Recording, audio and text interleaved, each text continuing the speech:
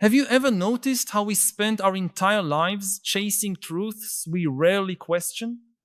We think we know reality, that we understand how the world works and our place within it.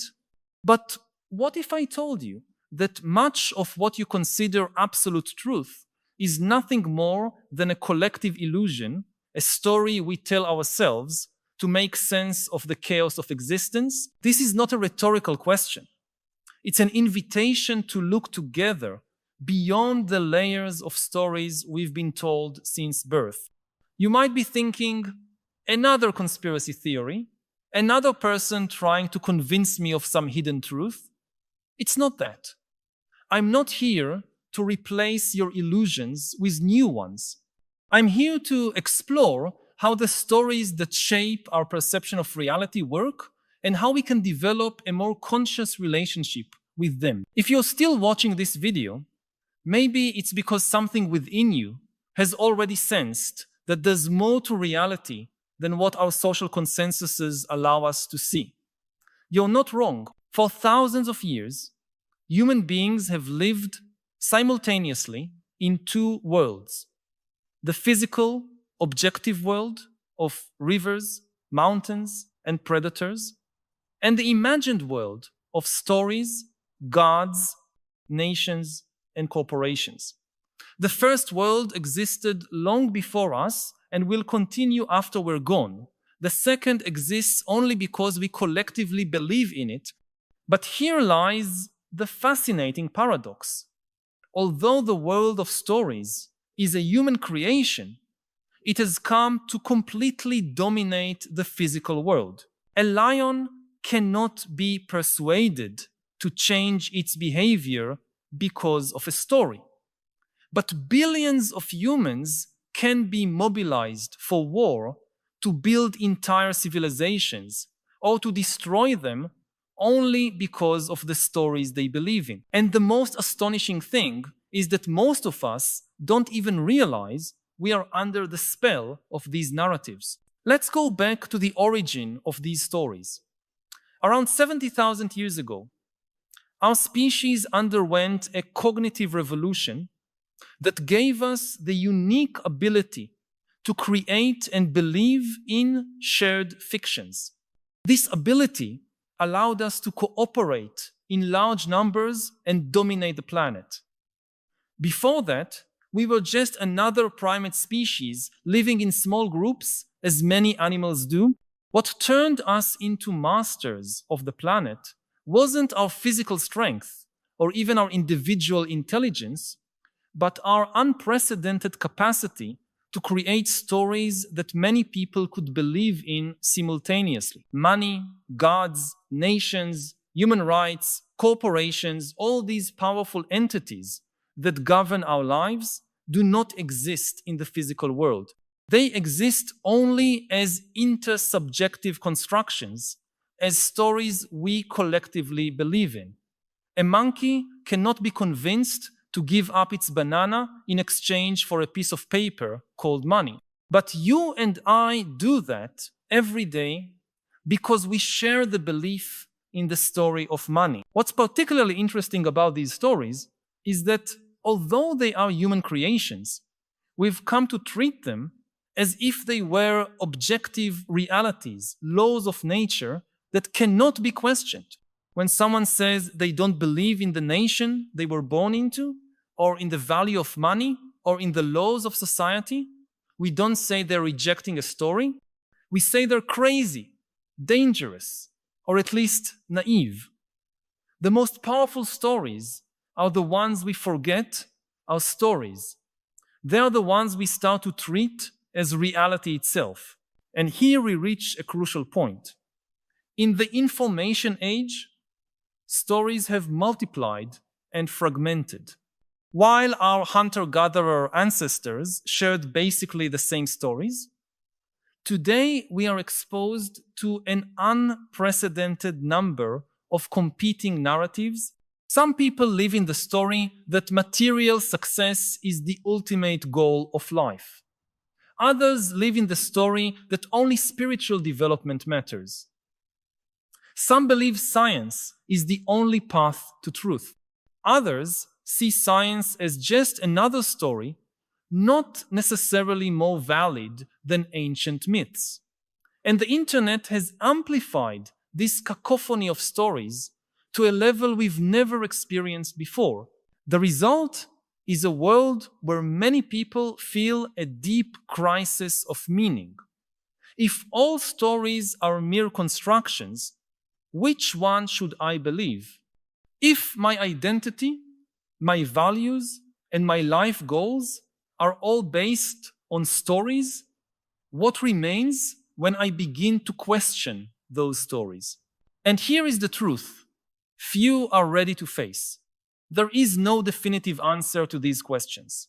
There is no universal story that is objectively true and gives meaning to all human lives. Every story has its strengths and limitations. Each illuminates certain aspects of the human experience while obscuring others. Take, for example, the predominant story of our time, the story of perpetual economic growth and consumerism as the path to happiness. This story tells us that if we keep producing and consuming more each year, eventually we'll all be happy and fulfilled. It's a powerful story that has mobilized billions of people, transformed entire ecosystems, and reshaped the face of the planet. But it's also a story that's leading to massive environmental destruction, exhaustion of finite resources, and, ironically, growing levels of loneliness, anxiety, and depression. Or consider the story of modern individualism, which tells us that we are autonomous, separate entities who must seek our own satisfaction and fulfillment. This story has liberated many people from the restrictions of traditional hierarchies. But it has also left us more isolated, more disconnected from meaningful communities, and more vulnerable to existential emptiness. I'm not suggesting that we should abandon all stories and live in some imaginary state of pure perception of reality. That would be impossible for humans. We need stories to make sense of the world and to coordinate our actions. The question is not how to live without stories, but how to develop a more conscious and flexible relationship with them. To recognize that stories are tools, not absolute truths, that we can choose which stories best serve our purposes in different contexts, that we can revise and update our stories when they stop serving human well-being. This awareness of stories as stories and not as absolute reality is what I call narrative meta-consciousness. It's the ability to perceive the narratives that shape our perception, to critically examine their effects on our lives, and to modify them when necessary. This meta-consciousness is particularly crucial in our historical moment, as information technologies are radically transforming how stories are created and disseminated. Think about how much the internet and social media have changed our relationship with stories. In the past, dominant narratives were controlled by a relatively small number of institutions, governments, churches, universities, major media outlets. Today, anyone with internet access can create and spread their own narratives, challenging the monopoly of traditional institutions over the construction of social reality. This has created an explosion of new stories, some inspiring, others dangerous, all competing for our attention and belief. At the same time, artificial intelligence algorithms analyze our online behavior and show us the stories most likely to capture our attention, regardless of their truth or usefulness.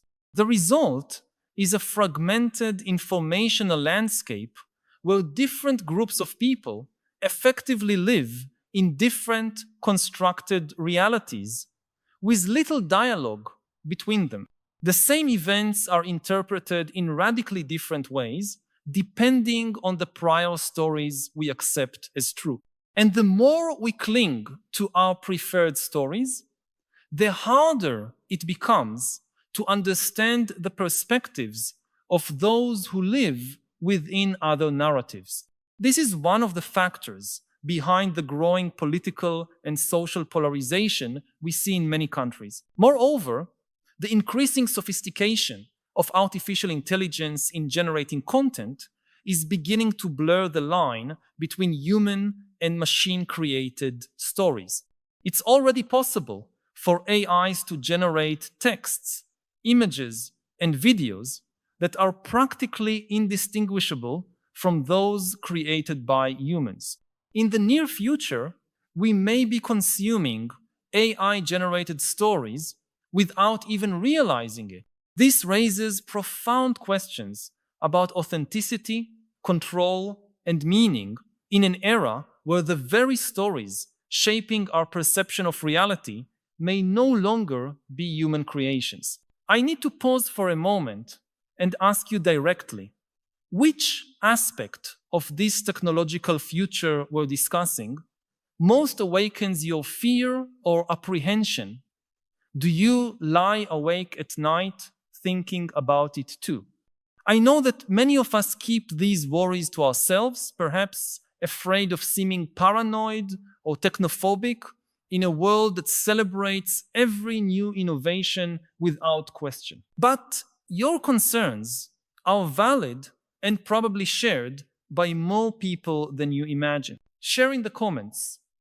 My biggest fear about our technological future is your voice can help create a space where we can honestly discuss these collective fears instead of suppressing them. And perhaps by naming these fears together, we can begin to imagine paths to confront them. But technological transformations are only part of the story. We are also facing unprecedented environmental crises, from climate change to the massive loss of biodiversity and widespread pollution. Our economic system, based on perpetual growth, is colliding with the physical limits of a finite planet. And our politics, still organized mainly around the nation state, struggles to deal with problems that are inherently global. In the face of these multiple and interconnected challenges, the old stories seem increasingly inadequate. The story of continuous technological and economic progress as the path to utopia is proving unsustainable. The story of the isolated individual pursuing personal happiness is leaving us empty. The story of human domination over nature is leading us toward ecological disaster. And even the more recent story of globalization as a universally beneficial force is being questioned as its negative consequences become more visible. What this means is that we are living in a moment of narrative transition where the old stories are losing credibility, but new coherent stories have not yet emerged to replace them. This is a time of great uncertainty, but also of great creative potential. The stories we choose to tell in the coming decades may determine not only the fate of our species, but that of the entire biosphere. So, which stories should we tell? I don't have a definitive answer to this question, and I suspect no one does. But I can suggest some principles that could guide our search for wiser and more sustainable stories. First, we need stories that recognize our interdependence not only with other humans, but with the entire web of life on Earth. The story of the isolated individual, separate from everyone else, has never been more than a convenient fiction and a potentially dangerous one. In reality, none of us exists independently of the ecological, social, economic, and technological systems that sustain us. A truer story would see us as nodes in a vast network of connections, where the well-being of each part depends on the well-being of the whole. Second, we need stories that embrace complexity and uncertainty rather than seeking simplistic certainties. Many of our traditional stories promise clear answers and absolute security, whether through religious dogmas, political ideologies, or reductionist scientific theories. But reality is more complex and unpredictable than any of these stories can capture. A wiser approach would recognize the limits of our knowledge and the inevitability of uncertainty, seeing them not as threats to be eliminated, but as fundamental conditions that can keep us humble and open to continuous learning. Third, we need stories that balance our sense of agency with a sense of limits. The dominant modern stories present us with two extreme options. Either we are absolute masters of our destiny, capable of shaping the world at will through technology and ingenuity, or we are passive victims of forces beyond our control, whether divine, natural, or social. A more balanced perspective would acknowledge that we have considerable power to influence both our individual lives and the larger systems we inhabit, but that this power always operates within constraints and is intertwined with the actions of countless other agents, human and non-human alike. Fourth, we need stories that honor multiple forms of knowledge and value. The story of modern Western progress often privileges certain types of knowledge, scientific, technological, economic, over others, indigenous, artistic, spiritual, emotional. But each of these perspectives illuminates different aspects of reality, and all are necessary for a more complete understanding. A more integrative approach would recognize the legitimacy of diverse ways of knowing, seeking bridges between them rather than hierarchies. Finally, we need stories that help us find meaning and purpose in a world of constant change. Traditional stories often located meaning in some eternal and unchanging order, whether natural, social, or divine. But we are living in an era where change is the only constant, where our technologies, economies, societies, and even our bodies are transforming at an accelerated pace. How do we find a sense of purpose when everything is in flux? One possible answer is that meaning does not need to be found in permanent structures, but can emerge from the very processes of adaptation, learning, and care that life in a dynamic world requires of us. These principles do not constitute a new overarching story, but merely possible starting points. The creation of wiser and more sustainable stories will not be the work of a single person or group, but a collective project involving multiple voices and perspectives. And crucially, it is not about replacing one dominant story with another, but about cultivating an ecosystem of complementary stories that together can capture more of the complexity of human experience. This more plural and adaptive approach to the narratives that guide us is especially important in a historical moment of radical uncertainty such as ours. We are facing unprecedented challenges, from climate change to the revolution of artificial intelligence, whose outcomes are impossible to predict with confidence. Under these conditions, clinging rigidly to any single story, no matter how appealing, is a recipe for adaptive failure. Instead, we must cultivate narrative flexibility that allows us to respond creatively to constantly changing circumstances. This does not mean adopting a radical relativism where all stories are equally valid. Some stories are clearly more useful, more empirically grounded, more conducive to human and ecological flourishing than others. The challenge is to develop criteria for evaluating stories that do not depend on appeals to absolute truths or unquestionable authorities, but on an ongoing dialogue among different forms of knowledge and experience. One possible approach is to evaluate stories not only by their abstract truth, but by their practical consequences. How does this story affect our individual and collective well-being? How does it influence our relationships with other humans, other species, and the planet as a whole? A story that leads to widespread suffering, ecological destruction, or social fragmentation likely contains fundamental flaws, regardless of how compelling it may seem in theory. Another approach is to examine stories for their internal coherence and their compatibility with our best empirical knowledge. A story that constantly contradicts itself or ignores well-established evidence is less trustworthy than one that demonstrates logical consistency and alignment with observable facts.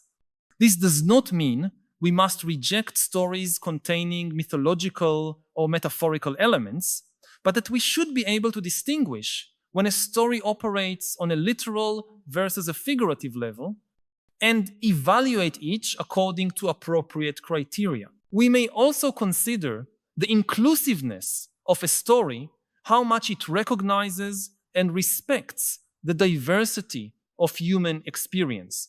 Stories that universalize the experience of particular groups, treating it as representative of all humanity, tend to marginalize or exclude those whose lives follow different paths. More inclusive stories acknowledge the multiplicity of ways of being human without assuming that any one of them is the model for all others. Finally, we can evaluate stories by their openness to revision and evolution. Stories that present themselves as final and absolute truths, immune to criticism or modification, are inherently more dangerous than those that recognize their own provisional nature and remain open to continuous refinement in light of new information and perspectives. This openness is not a flaw, but a virtue, allowing stories to grow and adapt along with the communities that tell them. These criteria are not exhaustive, and their application is not an exact science. Different people and communities may weigh these factors differently, arriving at divergent evaluations of the same stories. But that too is part of the process. The ongoing dialogue among multiple perspectives is essential for the refinement and evolution of our shared stories.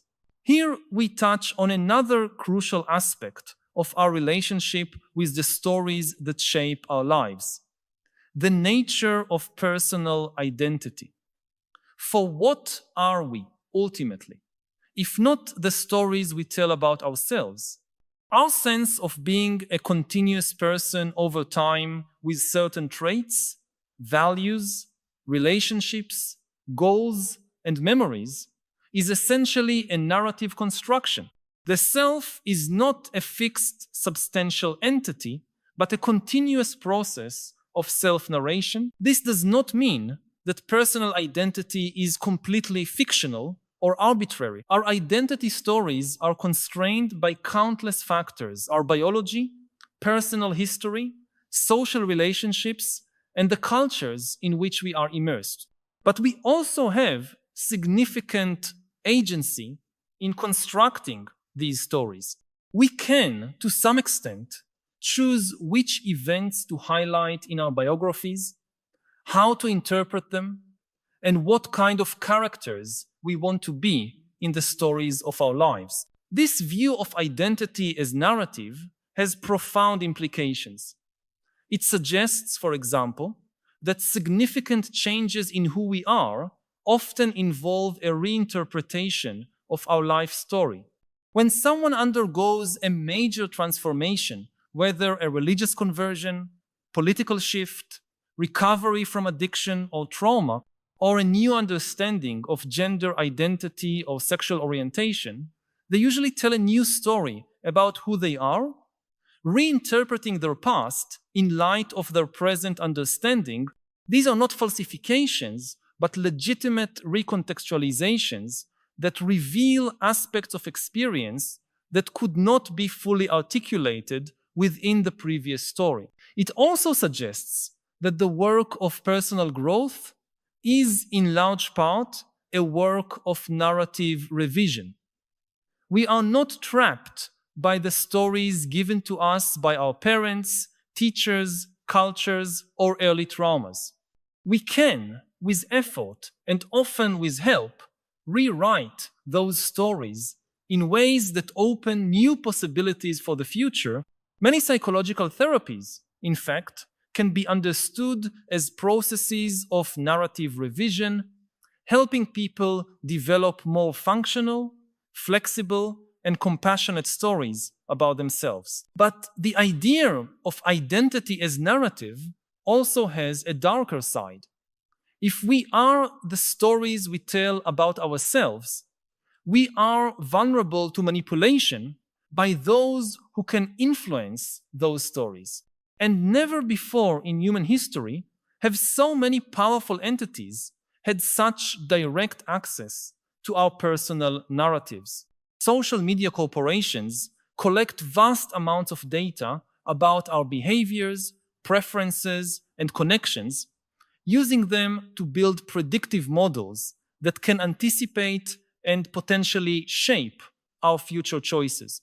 Politicians and ideological movements offer collective narratives that can provide a sense of meaning and belonging, but often at the cost of demonizing others and oversimplifying complex realities.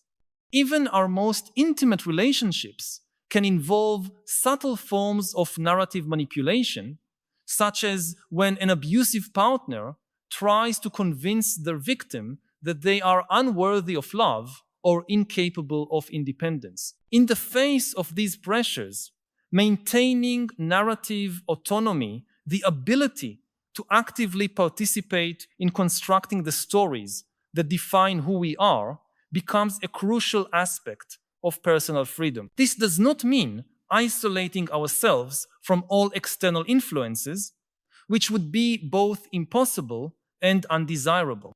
Rather, it means developing critical awareness of those influences, questioning the narratives presented to us, considering their origins and interests, and making deliberate choices about which stories to internalize and how to adapt them to our own circumstances and values. This narrative autonomy also extends to collective stories.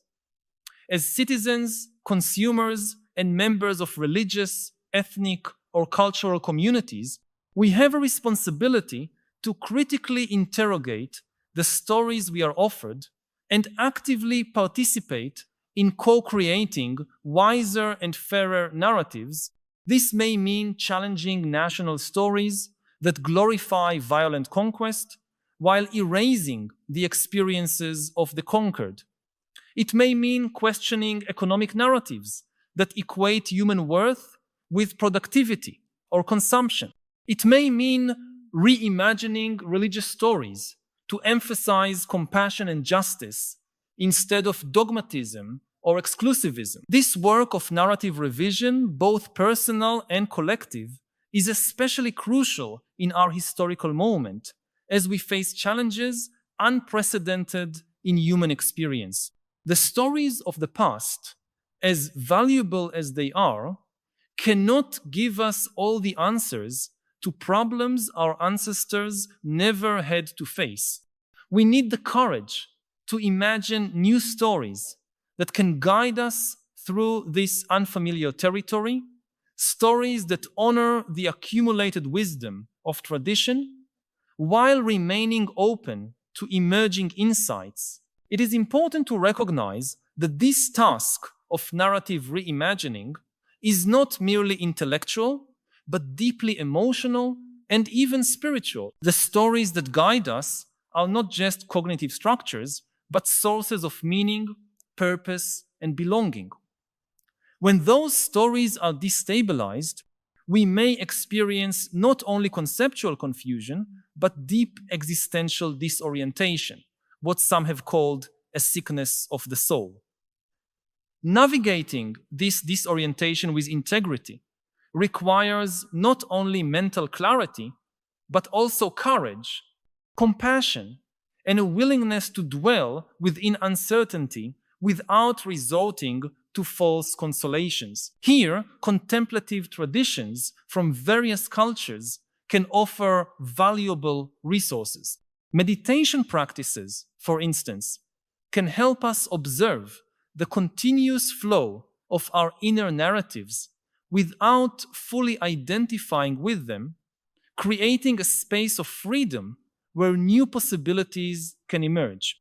Artistic traditions give us tools to explore alternative realities through imagination, expanding our ability to think beyond the limits of existing stories. And communal practices of dialogue, ritual, and celebration can help us cultivate a sense of connection and belonging that does not depend on exclusivist or dogmatic narratives. These practices are not merely optional complements to the work of narrative reimagining, but essential components. For we are not simply trying to create intellectually satisfying stories, but stories that can be lived, stories that can nurture real communities, guide real choices, and sustain real hope in difficult times. To do this, we must engage not only our minds, but also our bodies, emotions, relationships, and aesthetic sensibilities. In other words, we must cultivate an integral wisdom that goes beyond mere information or theory. This brings us back to the truth mentioned at the beginning of this video. The truth we must be ready for. There is no single story that will capture the whole truth of human experience or solve all our dilemmas.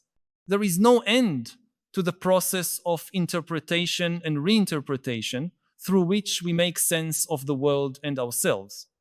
There is no final point where every question will be answered and every tension resolved. But that is not a cause for despair. On the contrary, it is an invitation to a more mature and creative way of engaging with reality. Instead of seeking absolute certainties or final answers, we can learn to inhabit questions with patience and curiosity.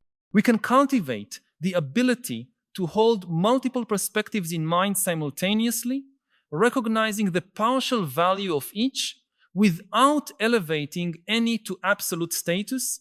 We can develop what the poet Keats called negative capability, the ability to remain in states of doubt and uncertainty without irritation. This is not relativism, the view that all stories are equally valid or invalid.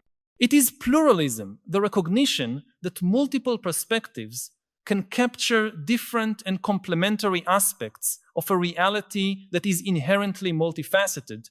It is epistemic humility, the awareness of the limits of our knowledge and the fallibility of our beliefs. It is openness to constant revision in light of new evidence and arguments.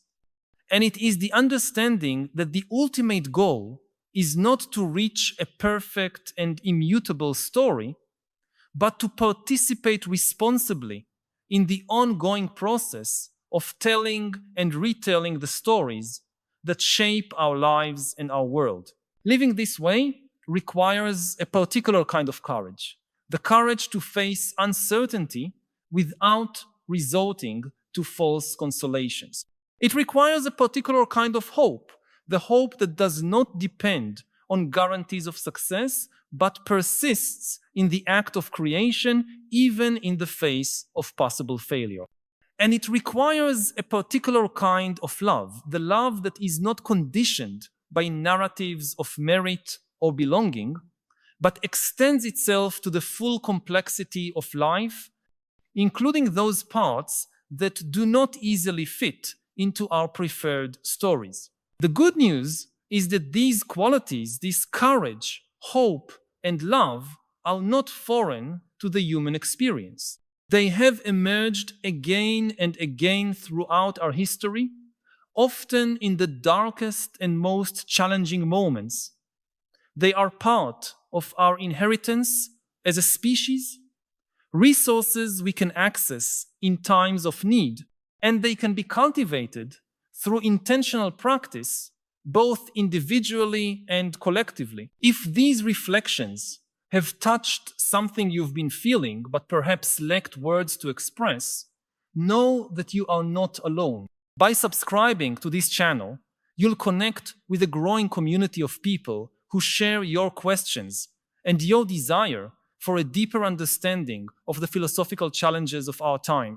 Each week, we gather here to explore together the great questions that define our era, not only to seek understanding, but to find wiser ways of living amid the transformations we are witnessing.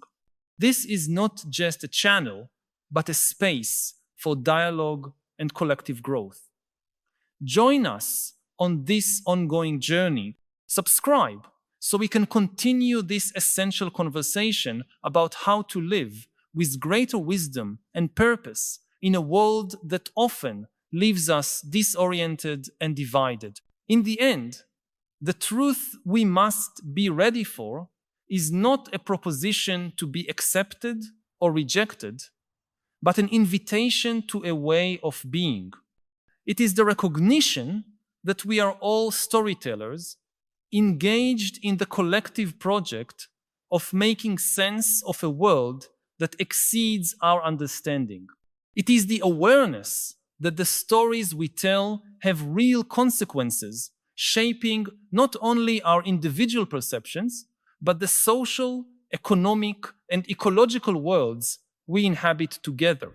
And it is the understanding that though we can never completely escape stories, we can develop a more conscious, critical, and creative relationship with them. This narrative meta-awareness, this capacity to inhabit stories while maintaining a space of freedom from them, is perhaps the highest form of wisdom available to us as human beings. It does not offer definitive answers or unshakable certainties, but it gives us something potentially more valuable: the ability to navigate an increasingly complex world with flexibility, discernment, and compassion.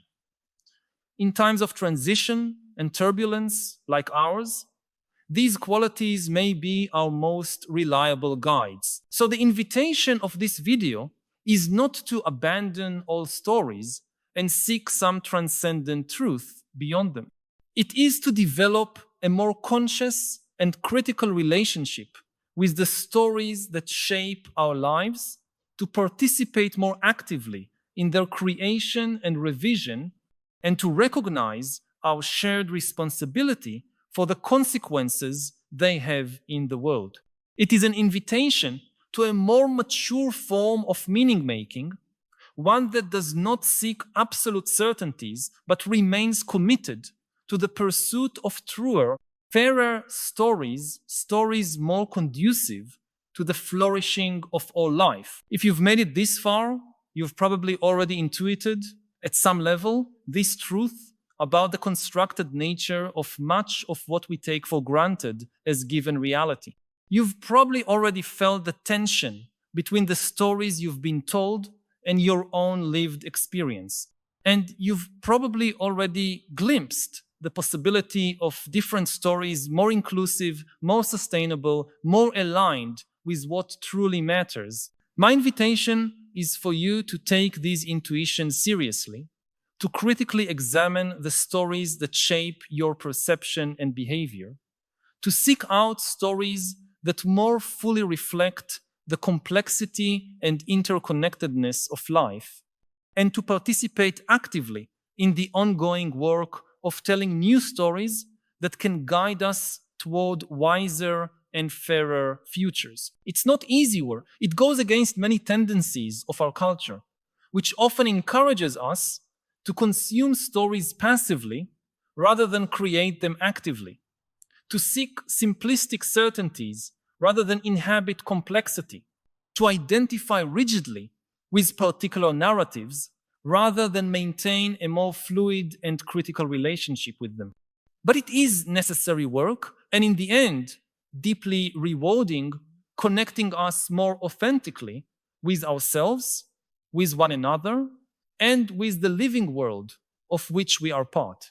The truth we must be ready for, then, is not a final truth that would replace all stories, but the truth about stories themselves, that they are human creations, powerful yet provisional, necessary yet not absolute, capable of freeing or imprisoning us depending on how we inhabit them. It is the truth that we are all active participants in the ongoing process of making sense of a world that always exceeds our categories and concepts. It is the truth of our shared responsibility for the stories we tell and for the world those stories help create. This is a truth that can be uncomfortable, even frightening at times, but it is also a truth that can free us from limiting dogmas, opening space for more flexible and creative ways of being in the world. It is a truth that honors our capacity for growth and transformation, both individually and collectively. And it is a truth that, once embraced, can help us navigate with greater wisdom the unprecedented challenges we face as a species. The question, then, is not whether we are ready to see the truth, as if there were a single definitive truth waiting to be discovered. The question is whether we are ready for a more mature and responsible relationship with the ongoing process of seeking truth, recognizing both its potentials and its limitations. Whether we are ready to become not passive consumers of prefabricated stories, but active co-creators of the narratives that shape our lives and our world.